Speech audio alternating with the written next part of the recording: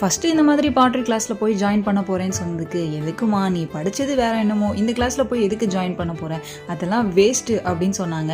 நானும் சரி சும்மா போய் பார்க்கலாம் அப்படின்னு சொல்லிட்டு தான் போய் பார்த்தேன். ஆனால் அங்கே போனதுக்கப்புறம் தான் தெரிஞ்சிச்சு, நம்ம சாதாரணமாக ஒரு மண் பாத்திரத்தை வந்து வாங்கிடுறோம், ஆனால் அதுக்கு பின்னாடி இவ்வளோ உழைப்பு இருக்குது அப்படின்றது அங்கே போய் தான் தெரிஞ்சுக்கிட்டேன். ஃபஸ்ட்டு மண் எடுத்து அந்த மண்ணை மிதித்து, அதுக்கப்புறம் அதை செஞ்சு, அதுக்கப்புறம் அதை காய வச்சு, அதில் பாலிஷ் பண்ணி, அதில் காவி பூசி, அதை செகண்ட் டைம் கோட்டிங் பண்ணி, அதுக்கு முன்னாடி அதை டிசைன் பண்ணி, அதுக்கப்புறம் அதை சுட்டு ஃபைனலாக ஒரு அந்த மண்ணில் செஞ்ச ப்ராடக்டை கொண்டு வர்றதுக்கு பின்னாடி இவ்வளோ ப்ராசஸ் இருக்குன்றத அங்கே போய் தான் நான் கற்றுக்கிட்டேன். இந்த கிளாஸ்க்கு மட்டும் நான் போகலை அப்படின்னா கடைசி வரைக்கும் இதுக்கு பின்னாடி இவ்வளோ ப்ராசஸ் இருக்குது அப்படின்றது என்றைக்குமே எனக்கு தெரிஞ்சிருக்குமா அப்படின்றது தெரியலை. இந்த ப்ராடக்ட் பார்த்தீங்கன்னா இதில் 4 முகம் இருக்கும். 4 முகமே ரொம்பவே வித்தியாசமாக, கண், காதுன்னு எல்லாமே 4மே டிஃப்ரெண்ட்டாக இருக்கும். ஸோ இந்த மாதிரி இன்னோவேட்டிவாகவும் இங்கே நிறைய பேர் பண்ணிகிட்டு இருக்காங்க.